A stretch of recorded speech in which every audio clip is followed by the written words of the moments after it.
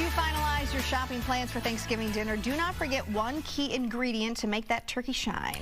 So fresh herbs and other odds and ends from the garden are the ticket to take your meal to the next level. Garden Guide Dale Kay is live this morning at the Minnesota Landscape Arboretum with a few helpful turkey tips from the experts. It's all about the herbs, according to Dale.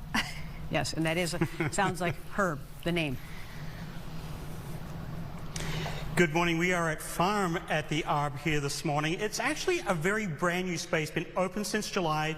It's a totally working kitchen. You can sign up for classes, and if you like what you see here, you can always log onto their website and learn more about the adult classes coming up here. Joining us this morning is Beth Fisher, who is the culinary lead here of adult education.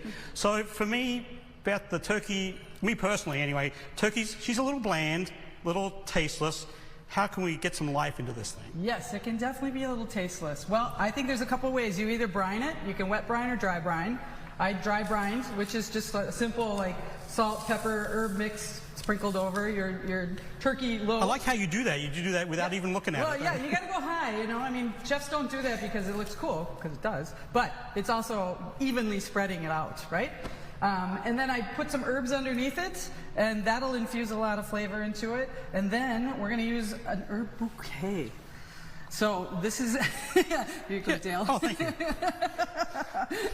So yeah, this is a really easy little thing. You can either buy a little twine to put it together, which that is, and you would put that in your stock when you're making your stock to ultimately make your gravy out of, and it would cook all that good herb, fresh flavor into it. The more herbs, fresh herbs you can use, the less salt you need, because they really perk things up. That's what herbs do. Right. They give a nice little flavor. We also have these little sachets. You can put it in like a tea bag and put it in there. You want to add a few peppercorns in there also, and it's going to be super flavorful once you cook it down into that beautiful gravy. I just want to show this quick.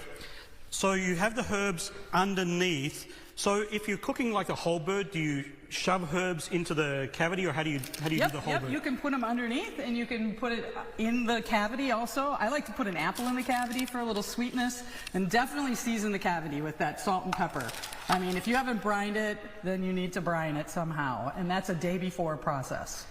And for types of herbs, you know, there's of course literally hundreds of different types of herbs. What is best for poultry or birds or fall cooking, I guess? What's the go-tos? Kind of the stronger ones, which would be rosemary and sage.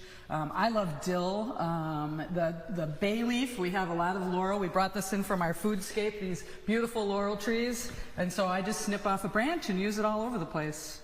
And then as far as the sides, you got wild rice, all sorts of things. How do you get flavor into those with Again, herbs? you would chop up your herbs, and you can finish. I call, herbs are kind of finishing things, so you would finish it with a fresh hit of herbs, whatever you like. I love chives on the plate, because it gives you that nice bite of onion.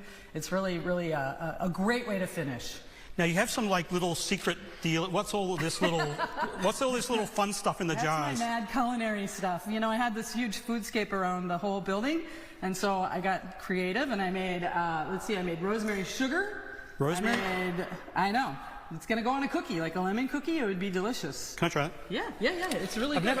I've never had me a little rosemary. I know. Sugar. You got to get creative, is all I say. You don't want. I grow my herbs all year, and then I miss them all winter. So I try to preserve them into my winter, right? So that's the way. Isn't it good? That's really good. Yeah. I made nasturtium salt, because nasturtiums are kind of peppery. So I thought, that'd be kind of a nice full seasoning, right? I have salt and pepper in one little bite. Yeah. And what's the little cranberry? That is an old recipe off of the radio, and it's Remember that ancient thing, the radio, that old thing that you had to dial in? Yeah, I have to think about it too every now and then. My family goes nuts for this every year at the table. They're all like, you're making the relish, right? You have to make it the day before, and it actually cooks in the freezer. So it's raw cranberries that you buzz up with a little bit of sugar and add a little sour cream and onion to it, and then you put it in the freezer and forget about it. You can make it a week ahead, 2 weeks ahead, and your cranberry sauce is made, as long as you remember to take it out of the freezer. Okay. That's the big part. All right, so some simple, easy ways to get some flavor without using salt and a lot of other additives, herbs from the garden. And we're actually quite blessed this year because no snow on the ground. A lot of the herbs, if you got them at home, you know, like your chives and things, probably still kind of, you know, growing and actively growing. You can bring the bay laurel in, and I'll just show you this little plate here, this little plate of deliciousness that's all been infused with herbs. We're at Farm at the Arb. Definitely worth checking out. Back to you guys. Wow. Yeah, It does make a difference. it's elevated for Fresh sure. herbs on a plate.